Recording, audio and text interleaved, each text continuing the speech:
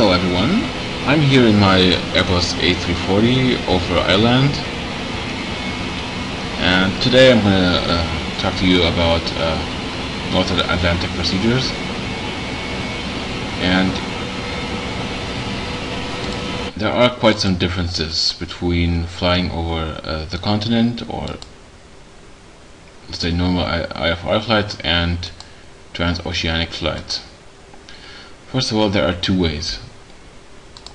The first way is the unrouted way,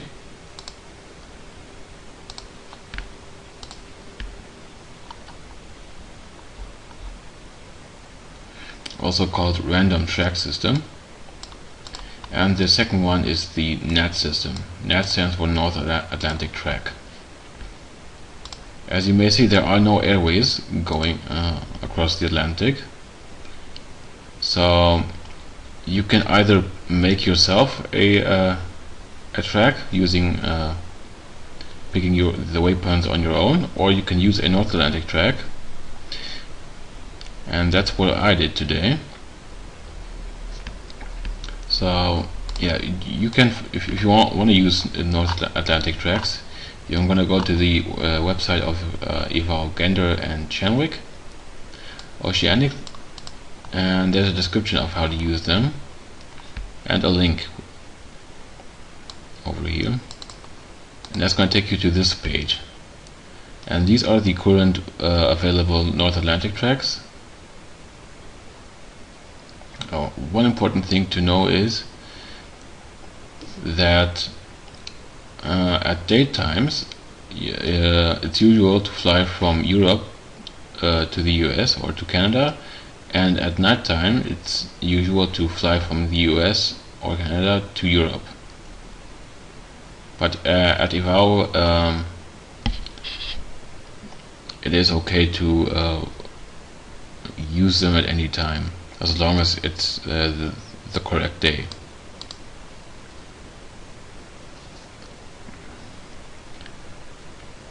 Okay, so these are my flight levels I am allowed to fly on that track,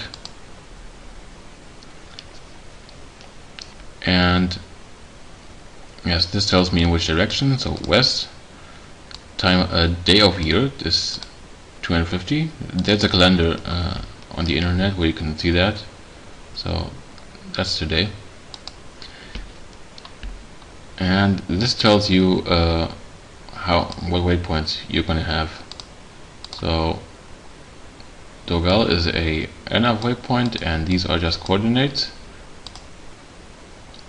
and at the end two NAV waypoints again.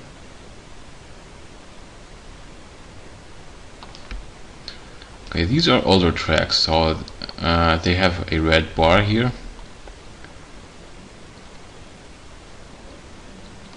and these ones would go east, for example.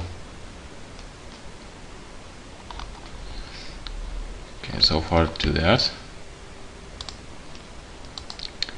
If you use Flight Sim Commander, you can just click on these waypoints. Coordinates can also be waypoints. If you zoom in far enough, you get these small triangles, and they're just waypoints everywhere where two lines of these grids come together. That's one way. You can also type them in directly into your flight plan.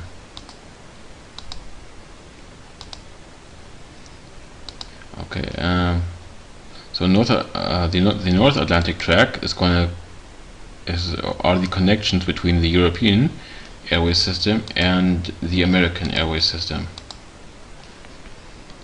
So I'm gonna leave Simon here and use one airway to get to Tusky, and that's where my star is going to begin.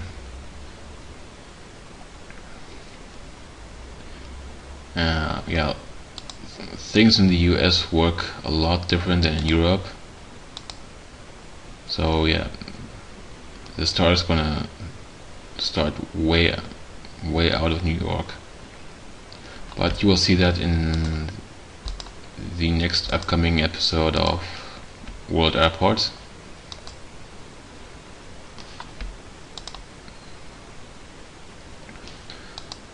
Okay, so far for that. I hope you understood everything. And yeah, by the way, you might notice there are no jetways over Ireland.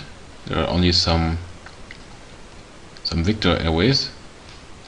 And my first waypoint of my North Atlantic trek is Dogal, so if you follow a flight plan, you just have to put a direct between Shannon and Dogal for that manner. And the beginning is like a usual FSX flight plan, and after your trek it's like a normal flight plan as well. You only have to take into account as soon as you enter US airspace, your transition altitude is at 18,000 feet. The transition altitude in Canada is at 6,000 feet. So yeah, just take that into account. And there are some FAA rules, like the American Airways use Victor or Juliet numbers, letter and number combinations, unless the European ones. For example, the American, you have, zoom in a bit further. Yes, we call the Americans use Victor 133s and A3s or Juliet 575s, and that doesn't. In Europe, you always have something like Uniform Tango 18. So you can notice the difference by using that names. Okay, so far to that. I'm Oli1701. Nice flying.